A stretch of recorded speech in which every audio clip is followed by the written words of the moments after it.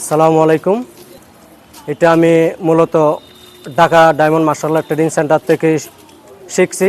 আমার উস্তাদ শিপু দিলদার হাসান দিলু, শিপু আন্তর্জাতিক মহাসচিব এশিয়া মহাদেশের শিখে। আর আমরা এখানে 43তম আমাদের শাখা হয়েছে ডায়মন্ড মার্শাল আর্ট ট্রেনিং সেন্টারের।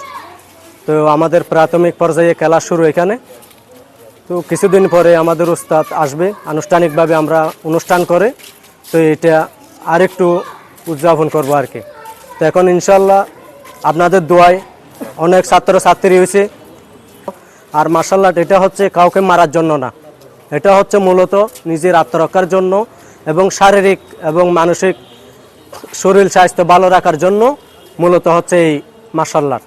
বিপদ আপদ নিজেকে সেফ ডিফেন্স করতে পারবে।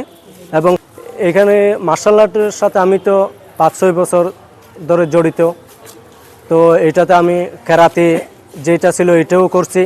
আর এটা হচ্ছে আমাদেরটা হচ্ছে চাইনিজ ওশো এবং কুম্ফু। আমার দিদি আছে এখানে, কালকে এসে ভর্তি করা দিছে ছেলে। তো ছেলেদের আত্মরক্ষার জন্য এবং ফিটনেস ভালো রাখার জন্য মূলত হচ্ছে এখানে ভর্তি করায় দেওয়া। আমি আমার ছেলেকে মার্শাল আর্টে দিচ্ছি, যে কারণ ও ঘরে থাকলে বিভিন্ন সময় বিভিন্ন কাজে ইনভলভ থাকবে।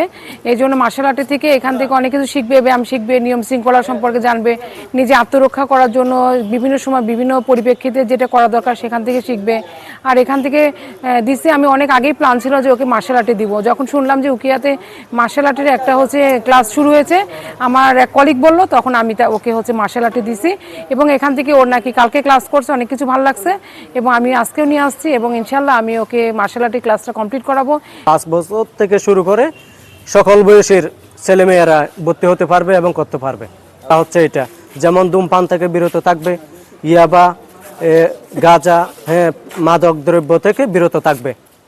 যেমন গেমস, ওয়ান এজ বেট, বিভিন্ন খারাপ গেম থেকে বিরত থাকবে।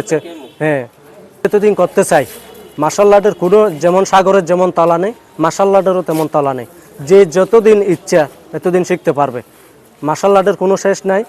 কেউ যদি বলে মার্শাল আর্টের শেষ আছে, সেটাই কিন্তু ভুল। মার্শাল আর্টের কোনো শেষ নাই। যে যত বেশি শিখবে, যে যত বেশি প্র্যাকটিস করবে, সে তত বেশি স্মার্ট হবে।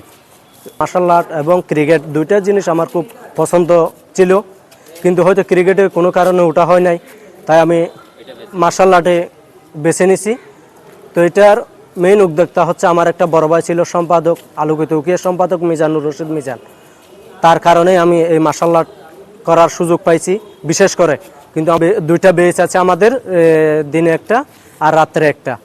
যারা ব্যবসায়িক এবং চাকরিজীবী আছে, যারা দিনে করতে পারে না, এদের জন্য রাতে একটা বেচ আছে আমাদের রাতের 9টায়।